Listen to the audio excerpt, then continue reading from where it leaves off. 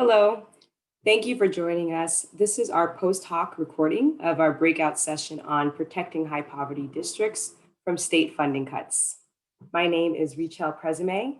I'm a data and policy analyst on the P12 team at EdTrust National. And my name is Ivy Morgan. I am the Associate Director for Analytics on the P12 policy team, also at the EdTrust National Office.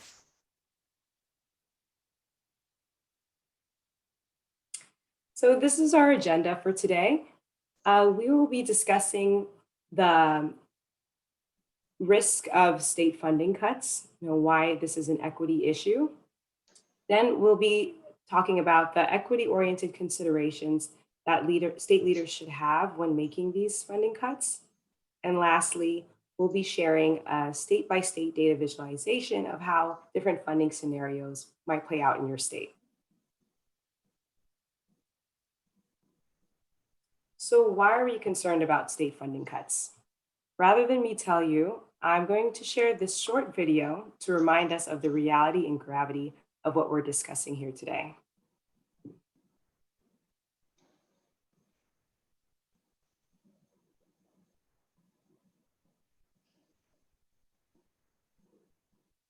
Parents and students are refusing to let that happen in Buffalo.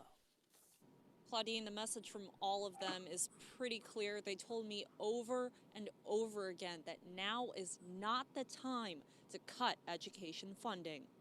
Especially when we got a whole lot of issues like a digital divide. Who's going to school? Who's not going to school? Some kids have not been to school in over 6 months. And so now to cut education, we feel it's the wrong time. To voice that message, the Citizen Action Education Committee of Buffalo held a rally outside the state office building downtown. Students were also there who say it's especially a bad idea to cut school funding when kids are already trying to get used to a school year that you can only describe in one way. I say hell. Like, it's students that can't even get into class right now. They are marked absence for no reason, even though they trying to be in class, but they can't because of the Wi-Fi. Like our Wi-Fi ain't that strong. And Jennifer McCosey is the West District representative of the Buffalo Board of Education. With problems like that, she hopes Governor Cuomo will look at making cuts somewhere else. There are many other alternatives. There's many that have been brought to the table. Some are not popular, I understand, but there's ways around what we're doing right now. Others agree, saying if the state doesn't look at making cuts elsewhere, it could mean drastic changes for schools. They're already talking about laying off teachers' aides and teachers' assistants and paraprofessionals. What's going to be next? You're going to start laying off teachers? You're going to start laying off faculty? You're going to start closing buildings? We got to do something different. We just can't continue just to cut education. Danielle Church, Channel 2. A democracy should work for everyone.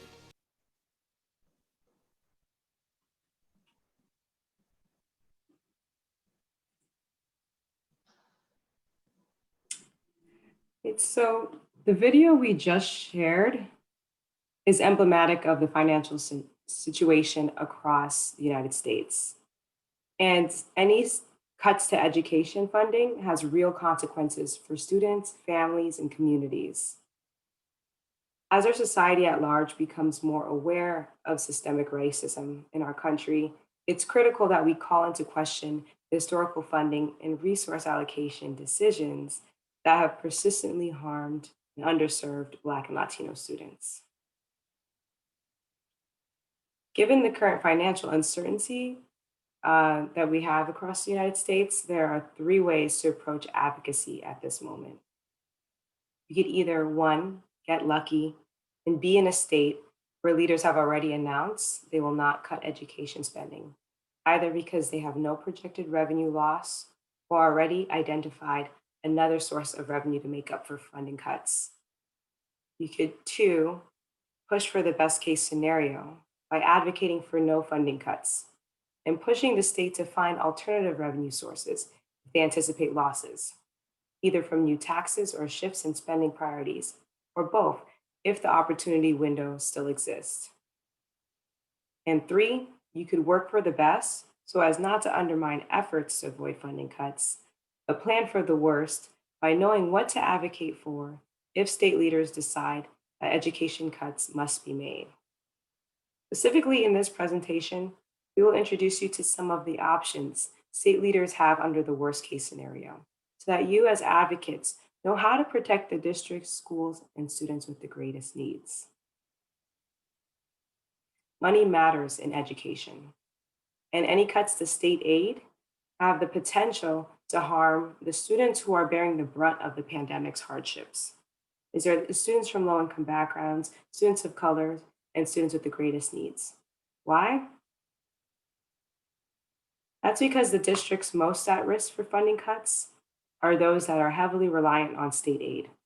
High poverty districts, which serve more students from low-income backgrounds, tend to have lower property wealth, meaning they have less local revenue to pull from for their education budgets.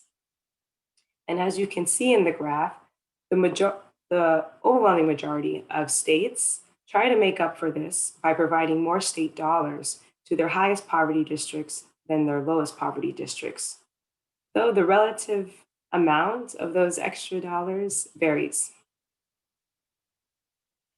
High poverty and low poverty districts also have student populations that are heavily Black and Latino as a consequence of this country's history of racist housing policies and segregation. So for these reasons, if cuts to state education aid are made, it will not be felt equally. During economic downturns, low poverty districts are able to compensate for cuts to state aid by relying more on local wealth, while high poverty districts are unable to do the same. We saw this with the last recession. There is a huge risk of states repeating past patterns.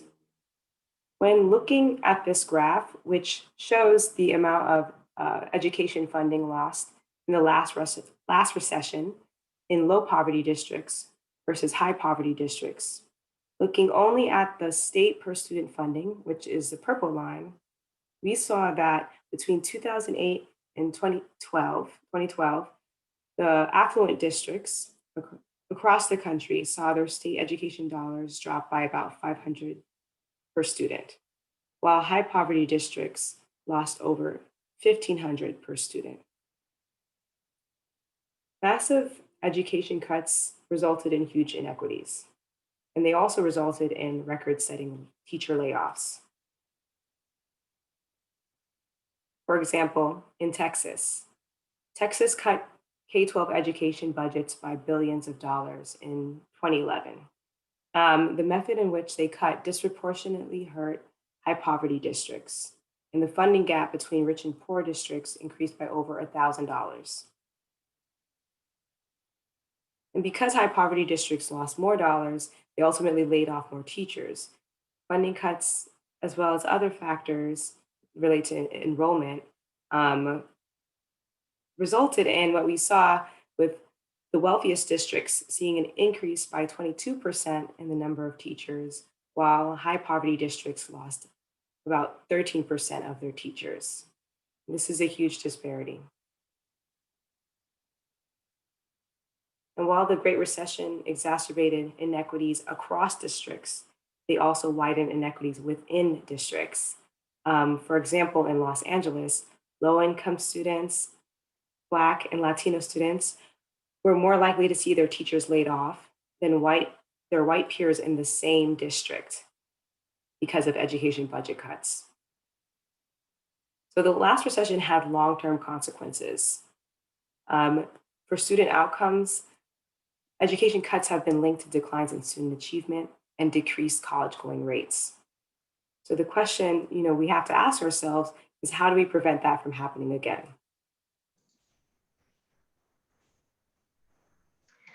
That is exactly right. How do we prevent history from repeating itself? Well, we've come up with a set of principles for state action and some considerations for federal action that we think might help here.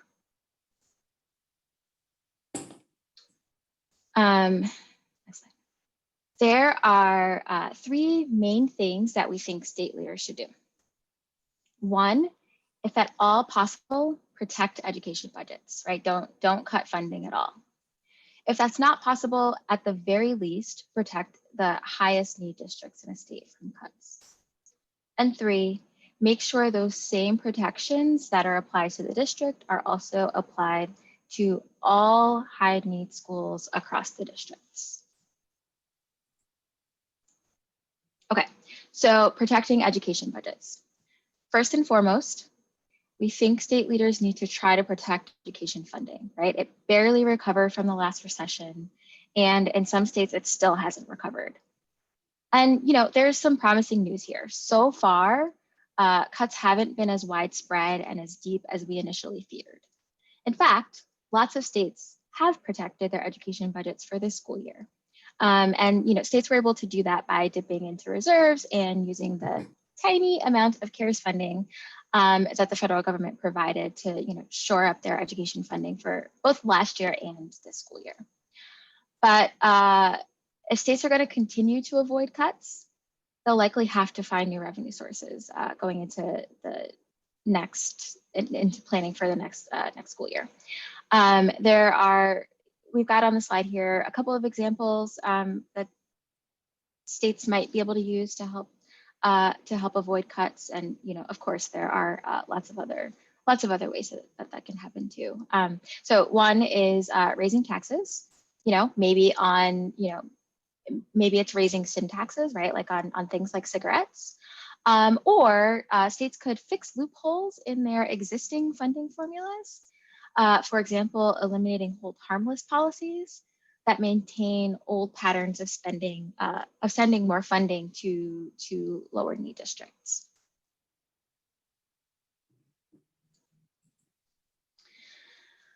The second thing, protecting high need districts. So if states have exhausted all other possibilities and still have to make cuts, then we think that they should design those cuts so that the high need districts in the states are protected. And what we mean there are districts with more student need, right? So more students from low income backgrounds, more English learners, more students with disabilities, or districts with more fiscal need, right? So districts that have lower property wealth. And frankly, often it's communities of color that have lower property wealth because, like Michelle mentioned earlier, of our country's history of racist housing discrimination policies, segregation, redlining, all of those things, right? And on top of that, communities of color and low-income communities are already being disproportionately affected by the pandemic, right? And so state leaders have a responsibility and the tools to make sure that the policy solutions that they're developing to deal with the pandemic and the recession aren't hurting those communities of color and low-income communities even more. And then, funding systems are complicated, and policy solutions sometimes have unintended consequences. So no matter what state leaders decide to do here, how they design their funding cuts, we think it's important to actually examine the impact that the cuts are going to have on the highest poverty districts in the state. And that's both in terms of overall dollars, teachers, other resources, and also on a per student basis. And the third action or principle, protecting the highest need schools. It is not enough to ensure that high poverty districts are spared from disproportionate cuts to state funding. Within district funding inequities were a problem before the pandemic, and the pandemic has only exacerbated those inequities.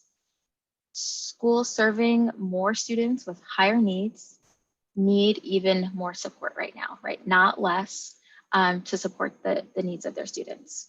So we have to ensure that all districts shield their highest need schools from cuts in resources. And when I say resources here, I mean both funding and staff, and then other programs, services, or resources in those schools, right? And so that could mean avoiding first in, last out strategies for layoffs, right? Like the example that Rachel talked about earlier with Los Angeles, or it could be, being sure to keep intact the programs and services and other efforts that help schools make sure that the students and families that they're serving remain engaged, and that students are receiving the social and emotional supports that they need at this time in particular. And then reporting data is important. As soon as we started to feel the recession and recognize that state and local budgets would be in trouble, we advocates and policymakers, researchers too, went back to see what lessons could be learned from the Great Recession. And we had varying degrees of success with that, right? It was pretty easy to see how funding to districts changed.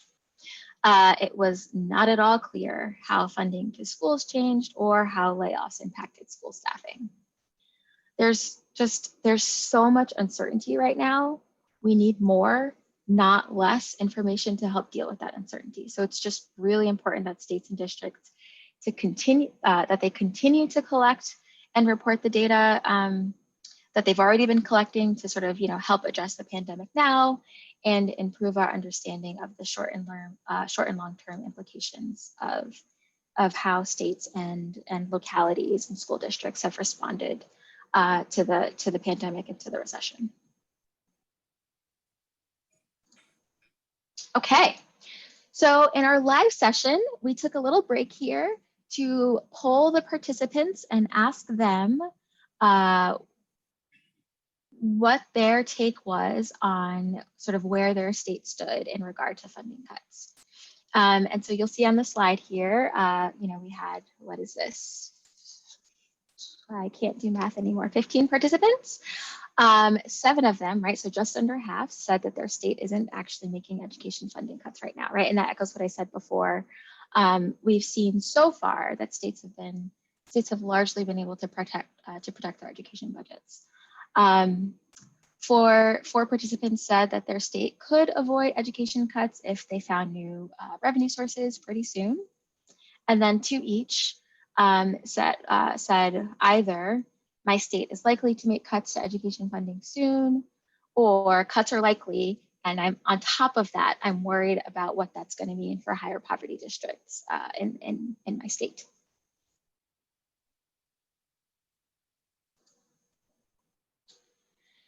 So the federal government can actually require states to do all the things that I talked about.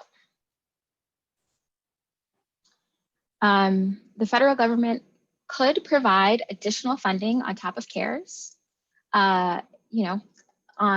Today, it seems pretty much guaranteed that we won't see any more movement before the election. Not guaranteed, but almost guaranteed that we're not going to see any more movement before the election. But we know that CARES wasn't enough. And so we're still advocating for Congress to provide additional state stabilization funding. That includes at least $500 billion more in total, where at least $175 billion of that is for K-12 education. And that funding really should be targeted to the highest need districts and states. That funding should come with, like additional requirements, strings, as we like to call them, that require states to do all of the things that I just said, right? So maintain education spending.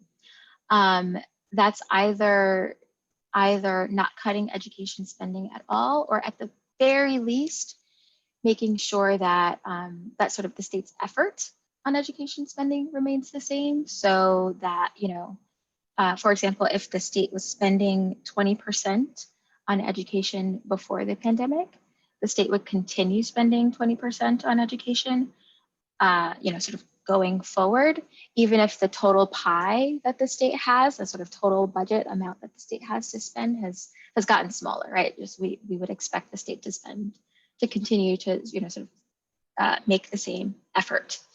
And then, ensuring that high poverty districts see lower cuts, ensuring that high poverty schools see lower cuts, both to funding, staffing, other resources, and reporting data.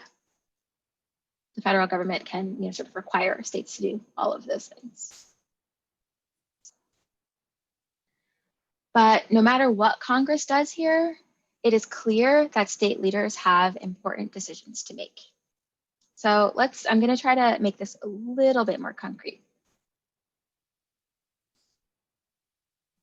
There are, a number, 1,000 ways that states could make cuts if they, decide that they have to do that.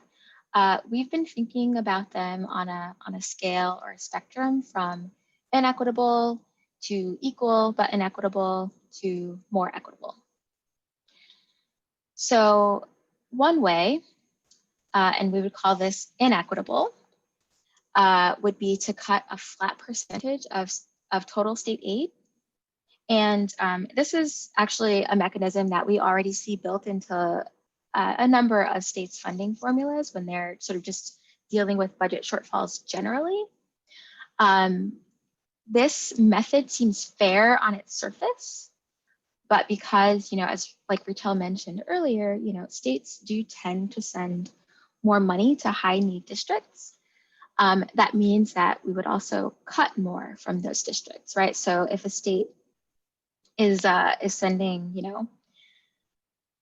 I'm making all of this up right now, super hypothetical example here, but if a state is sending $1,000 to its high need district because it needs more, it doesn't have the ability to generate as much revenue, but it's only sending $100 to its low need district, cutting 10%, for example, would cut $100 from the high need district, and it would cut $10 from the low need district, right? And that's not fair, right? The high need district is one that needs more funding. Another way would be to cut the same amount per student. This also, sort of seems fair on its surface, and we see some states with this kind of mechanism built into their funding formulas too. Michigan is an example of that. But, we know that equal isn't equitable, right? Students don't have the same needs, and society certainly doesn't treat all students the same. And so, school funding policy shouldn't either. We, not surprisingly, call this method equal, but inequitable. And there are also more equitable ways to make cuts. And so, a more equitable approach could save, quote unquote, the same amount of money and still protect high need districts. There are lots of ways that states can do this.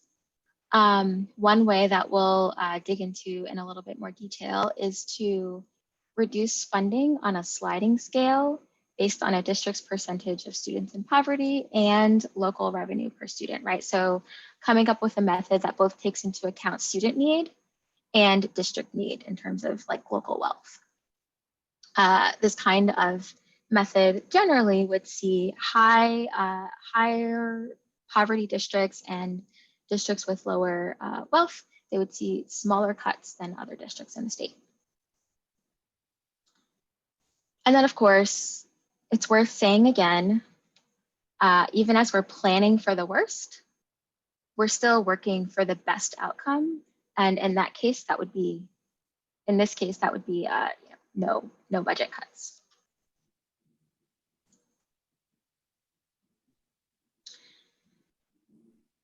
So, I've said a couple of times that, states have largely, sort of on average, I would say, been able to protect their education budgets, but, that hasn't been the case everywhere. Some states have already made cuts. And so I'll just spend a little bit of time talking about two examples that we want to call out here. Georgia. Georgia's leaders decided that they needed to cut $950 million from the state's core funding for K-12 education. And that was actually a directive from the governor to cut 10% of total state funding. And the way that Georgia decided to implement that was by cutting 10% of total state funding from every single district in the state. So in what we've got on the slide here are it's a little bit of data on what this looks like in two districts that are right outside of Atlanta. Forsyth County and DeKalb. In Forsyth, it's a wealthy suburb. It's got a 5% student poverty rate.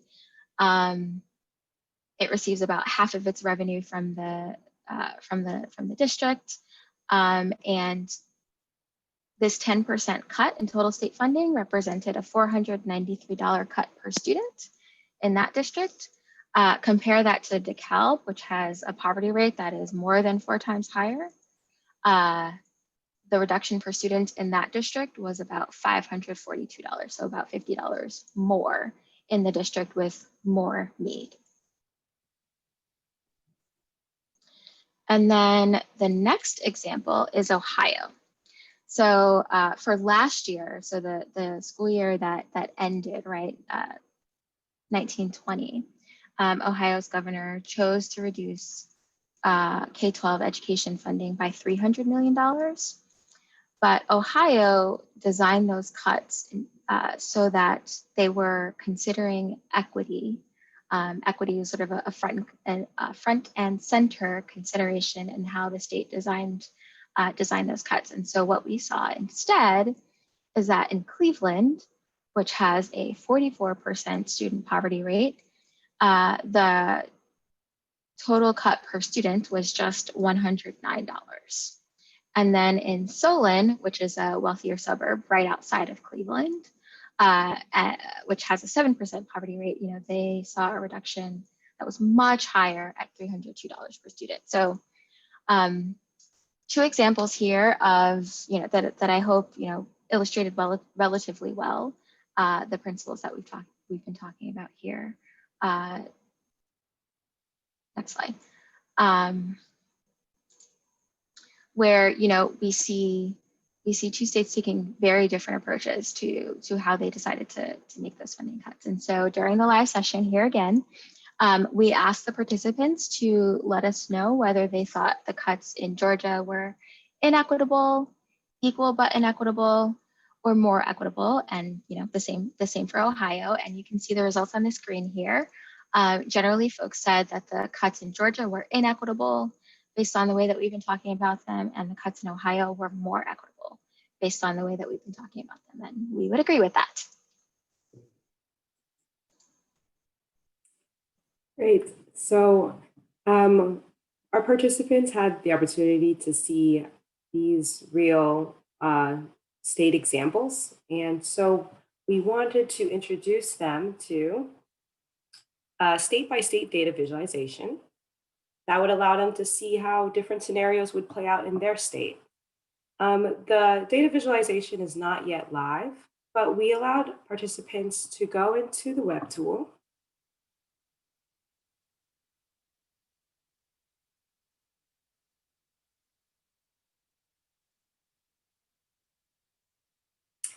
and see that the 3 methods that Ivy presented just discussed on the scale of inequitable to more equitable is being presented with the impact illustrated on districts with different poverty levels.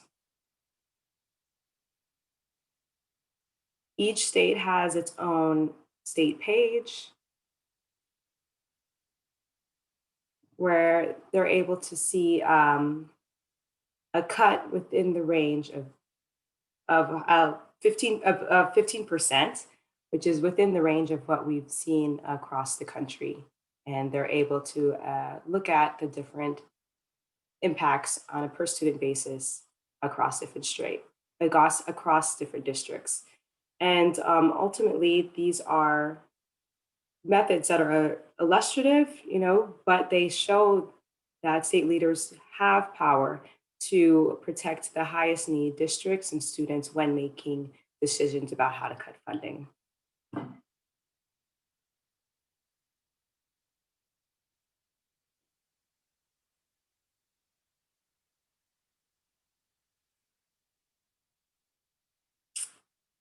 Given all the content we discussed today, we talked about why cuts to state education aid is an equity issue.